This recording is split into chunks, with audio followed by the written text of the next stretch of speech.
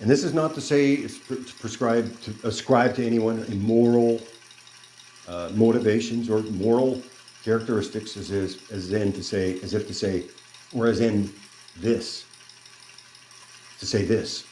There are people that are just evil and they're born horrible, and that's just the end of it, and that's why they vote with and go to the different church and the other political party, because they're just bad people. Well, that's why, because they were born over there, God must have meant for them to be the bad guys, and so now we must go and destroy evil, the evil people, or whatever it is, because they're over there. But what it really comes down to is the training from and the people that, now the analogy will somewhat break down, because from the time of Lincoln until now, you have a lot of different factors going on. But then also from the Jedi, these are just specific people. And then the factors around them influence who they are and what they become as they make their choices. And you go back and you can look and see what George Lucas said about Star Wars and why he made it and what it means. In a nutshell, look, and I'm just going to try to remember this. I don't want to mess up his words, so I'm not quoting him.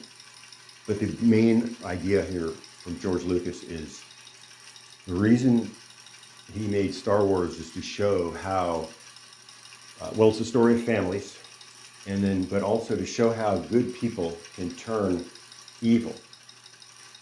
And again, I'm not using his exact words. I don't remember, so I'm not quoting him. I'm just saying here in my own words what I heard him say.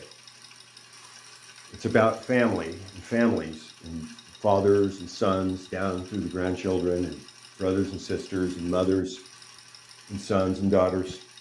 But it's also about this republic, and then how good people can turn evil through the choices that they make.